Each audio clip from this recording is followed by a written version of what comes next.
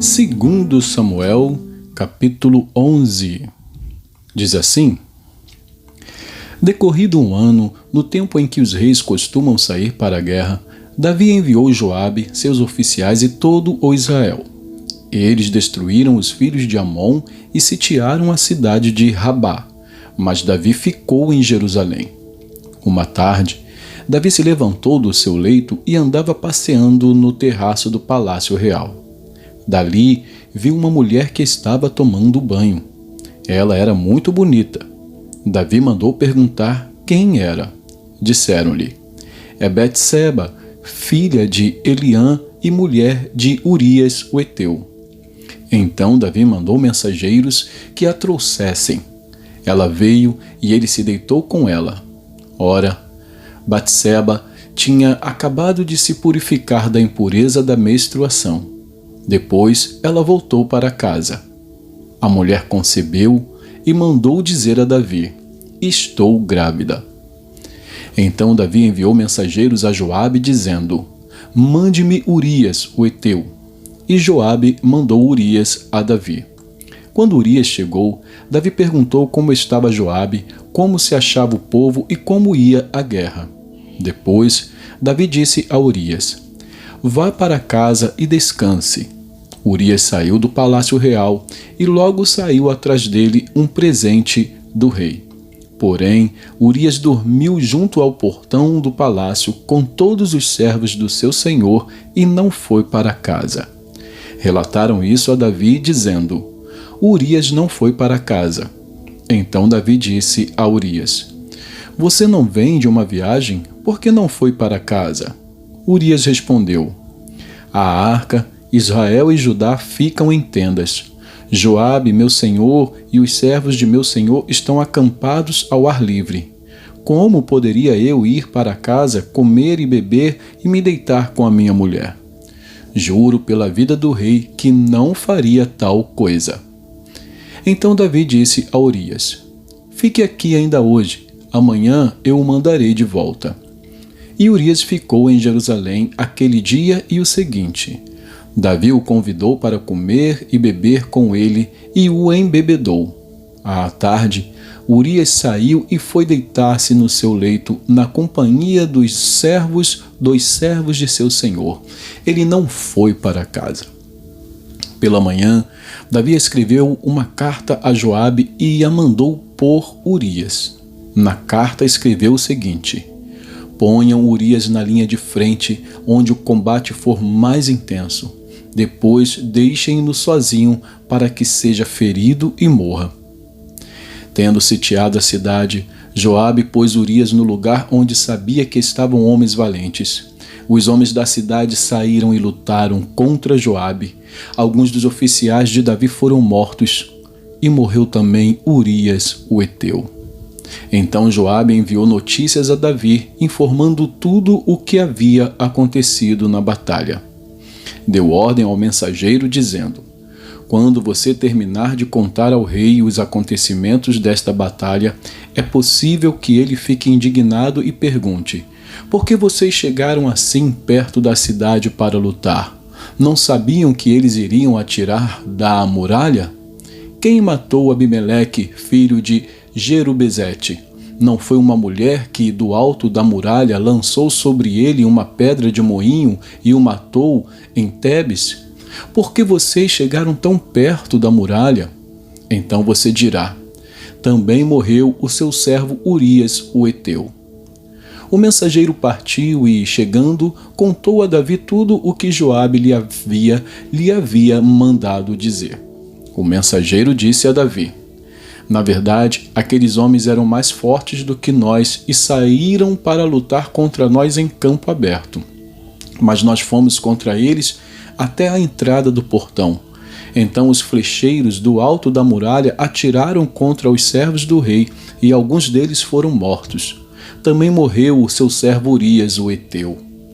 Davi respondeu ao mensageiro: Diga a Joabe que não encare isso como um mal, porque a espada devora tanto este como aquele. Que ele intensifique o seu ataque à cidade até conquistá-la. Quanto a você, encoraje Joabe. Quando a mulher de Urias soube que o seu marido era morto, ela chorou por ele.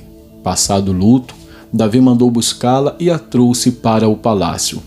Ela se tornou sua mulher e lhe deu um filho. Porém, isso que Davi tinha feito pareceu mal aos olhos do Senhor.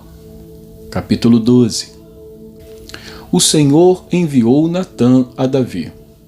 Natã foi falar com Davi e lhe disse: Havia numa cidade 2 homens, um rico e outro pobre. O rico tinha ovelhas e gado em grande número, mas o pobre não tinha coisa nenhuma a não ser uma cordeirinha que havia comprado. Ele a criou e ela cresceu em sua casa junto com os seus filhos. Comia da sua comida e bebia do seu copo. Dormia nos seus braços e ele a tinha como filha. Certo dia chegou um viajante à casa do homem rico, e este não quis pegar uma das suas ovelhas ou um dos seus bois para dar de comer ao visitante que havia chegado.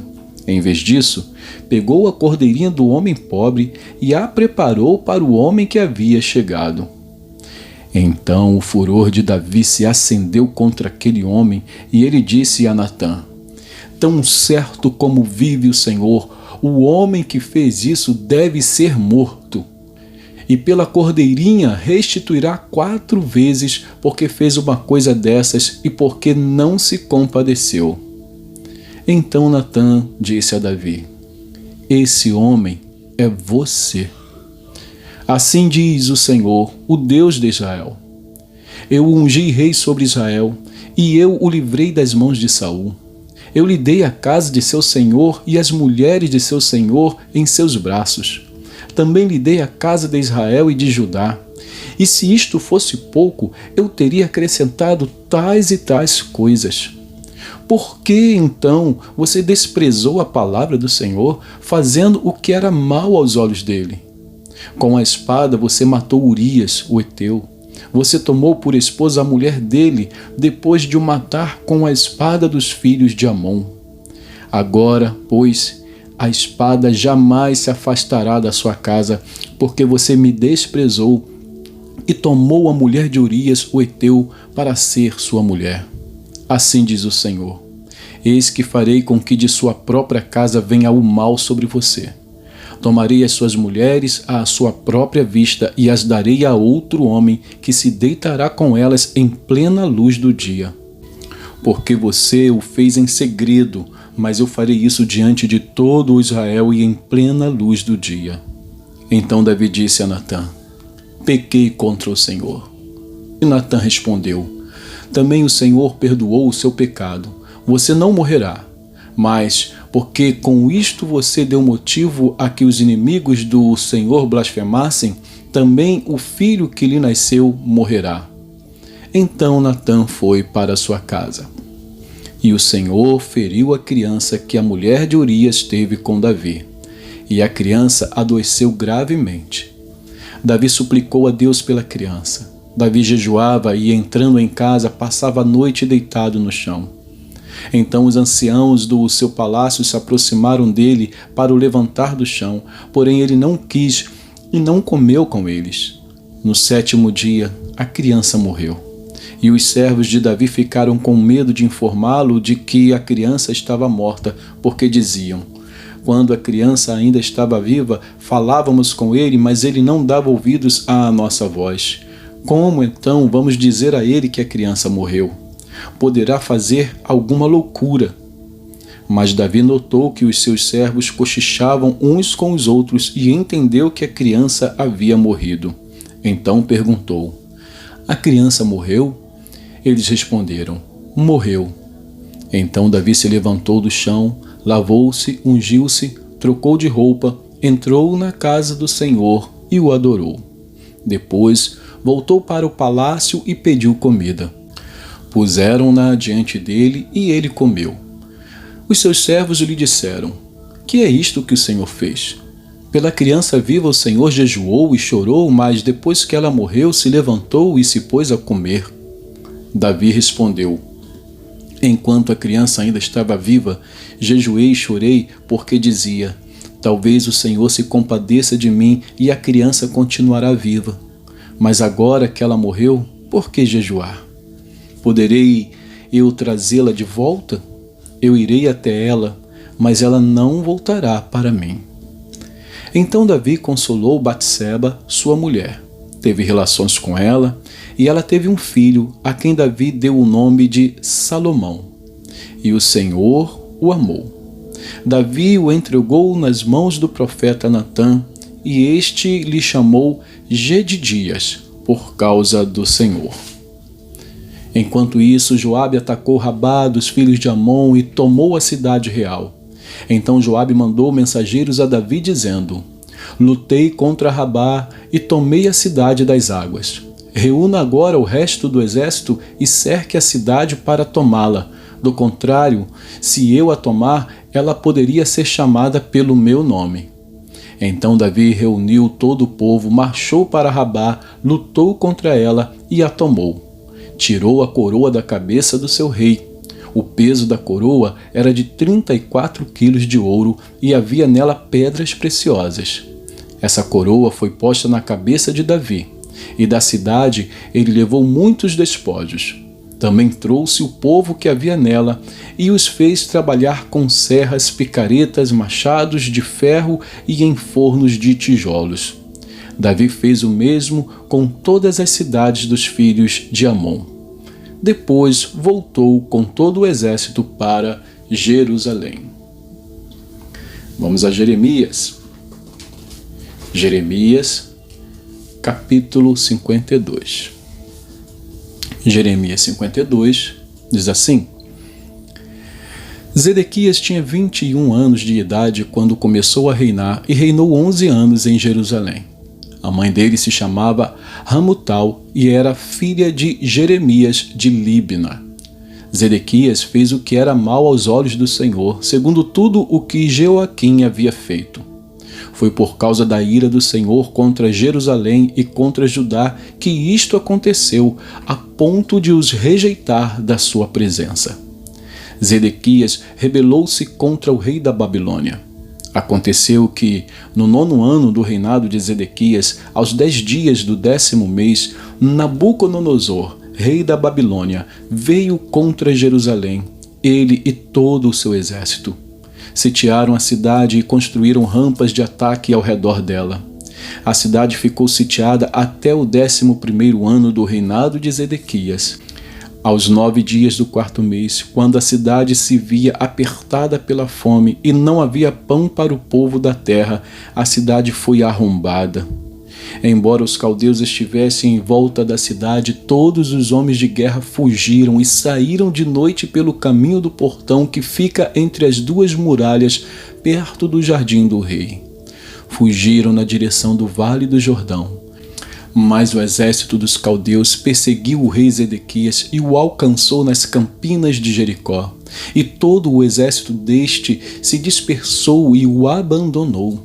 Então Zedequias foi preso e levado ao rei da Babilônia em Ribla, na terra de Ramate, o qual lhe pronunciou a sentença. O rei da Babilônia mandou matar os filhos de Zedequias à vista deste. Também mandou matar todas as autoridades de Judá em Ribla. Mandou furar os olhos de Zedequias, amarrou-o com correntes de bronze, levou-o à Babilônia e o conservou no cárcere até o dia da sua morte. No 10º dia do 5º mês, no 19º ano do reinado de Nabucodonosor, rei da Babilônia, Nebuzaradã, chefe da guarda e servidor do rei da Babilônia, veio a Jerusalém. Ele queimou a casa do Senhor e o palácio real, bem como todas as casas de Jerusalém. Também entregou às chamas todas as construções importantes. Todo o exército dos caldeus que estava com o chefe da guarda derrubou todas as muralhas ao redor de Jerusalém. Nebuzaradã, o chefe da guarda, levou cativos os mais pobres do povo, o resto do povo que havia ficado na cidade, os desertores que se entregaram ao rei da Babilônia e o restante da população. Porém, Nebuzaradã, o chefe da guarda, deixou alguns dos mais pobres da terra para serem vinhateiros e lavradores. Os caldeus cortaram em pedaços as colunas de bronze que estavam na casa do Senhor, bem como os suportes e o mar de bronze que estavam na casa do Senhor. E levaram todo o bronze para a Babilônia. Levaram também as panelas, as pás, os apagadores, as bacias, os recipientes de incenso e todos os utensílios de bronze com que se ministrava. O chefe da guarda levou também os copos, os braseiros, as bacias, as panelas, os candelabros, os recipientes de incenso e as taças, tudo o que fosse de ouro ou de prata. Quanto às 2 colunas, ao mar de bronze e aos 12 touros de bronze que o sustentavam e que Salomão havia feito para a casa do Senhor, o peso do bronze de todos esses utensílios era incalculável. Quanto às colunas, a altura de uma era de 8 metros, e um cordão de 5,35 metros a cercava. Eram ocas, e a grossura do metal era de 10 centímetros. Sobre ela havia um capitel de bronze. A altura de cada capitel era de 2,20 metros. A obra de rede e as romãs sobre o capitel ao redor eram de bronze. Semelhante a esta era a outra coluna com as romãs. Havia 96 romãs aos lados. Todas as romãs sobre a obra de rede ao redor eram 100. O chefe da guarda também levou cativos Seraías, sumo sacerdote, Sofonias, segundo sacerdote, e os 3 guardas da porta. Da cidade ele levou um oficial que era comandante das tropas de guerra e 7 conselheiros do rei que ainda estavam na cidade, bem como o escrivão-chefe do exército que alistava o povo da terra e 60 homens do povo do lugar que estavam na cidade. Nebuzaradã, o chefe da guarda, levou-os ao rei da Babilônia em Ribla. O rei da Babilônia os matou ali mesmo, em Ribla, na terra de Ramate. Assim Judá foi levado cativo para fora de sua terra. Este é o povo que Nabucodonosor levou para o exílio. No 7º ano, 3.023 judeus. No 18º ano de Nabucodonosor, ele levou cativas de Jerusalém 832 pessoas. No 23º ano de Nabucodonosor, Nebuzaradã, o chefe da guarda, levou cativas dentre os judeus 745 pessoas. Ao todo, foram levadas 4.600 pessoas. No 37º ano do cativeiro de Joaquim, rei de Judá, no dia 25 do 12º mês, Evil-Merodach, rei da Babilônia, no ano em que começou a reinar, libertou Joaquim, rei de Judá, e o fez sair do cárcere. Falou com ele de modo bondoso e lhe deu um lugar de mais honra do que a dos reis que estavam com ele na Babilônia.